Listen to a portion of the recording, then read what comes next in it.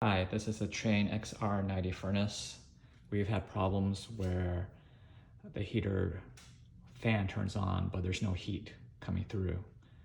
And the problem, if you look at a control board, there's a blinking light. Usually it blinks on and off every second, and that's good. But when it blinks 4 times in a row and then stops and cycles through another four lights and stops, that means that there's an open limit problem somewhere in the circuit. And so in this heater, there are two thermal switches or thermal relays, and they're basically shorted, but when it gets too hot, they turn open. And so other people on YouTube have videos on this, but you see those two jumpers, they connect to one thermal relay in the back there. And this tub, this white plastic tub that you see here with some jumpers going in, they're connected to another relay. You could barely make it out here, but basically there's two relays. They're thermal, and when it gets too hot, either inside I think that's called a heat exchanger, or by the burners,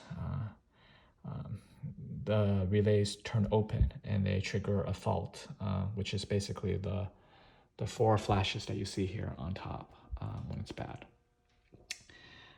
So what I did is that I actually switched out both of these relays, the one that's connected to that white tub and the one in the back there that goes into the fire, I guess the heat exchanger. But neither one of them actually fixed the problem. You could actually test this out. You see there's some jumpers there, right? You can actually hook up a multimeter and confirm it's a short to see if it's healthy or not. And likewise here on top of the jumpers, you could take those off and you can connect it to the multimeter.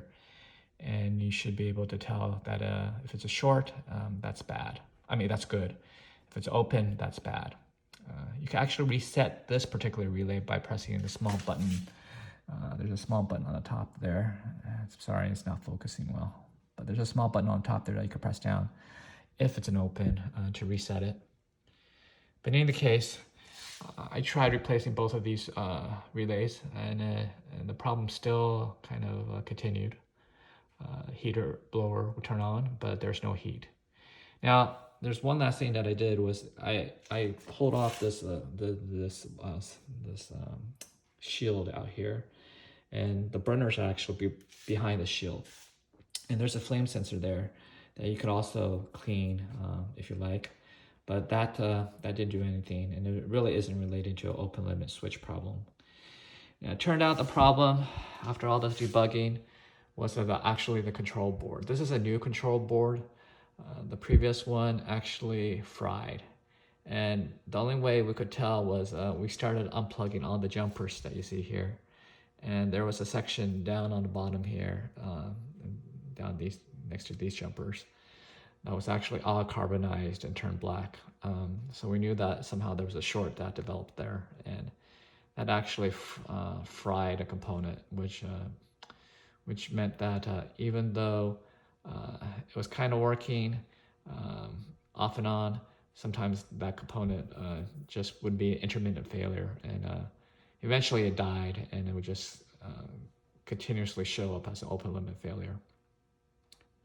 So what we did was we found the part, and we went online, and we found a site. You could go to Amazon, or there are other vendors as well.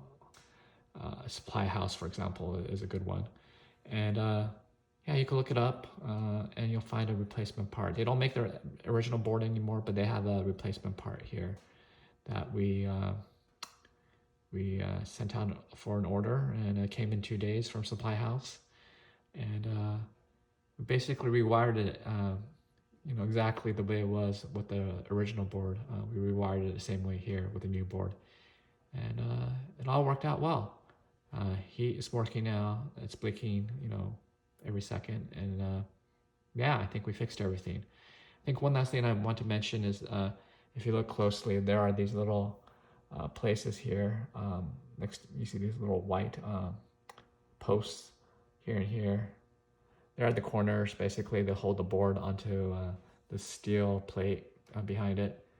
These require some sort of pliers where you have to pinch in order to kind of close off that post and slide the board out. So just be aware that you can't just pull out the board. You needed some pliers to kind of squeeze that top of the post, and then it will free the board so that it could come out. You could just pull it out directly. That's about it. We're getting heat now, so I'm gonna let it go. Maybe for another day, leave the cover off just to make sure everything looks good. But then otherwise, I think it's good to go. All right.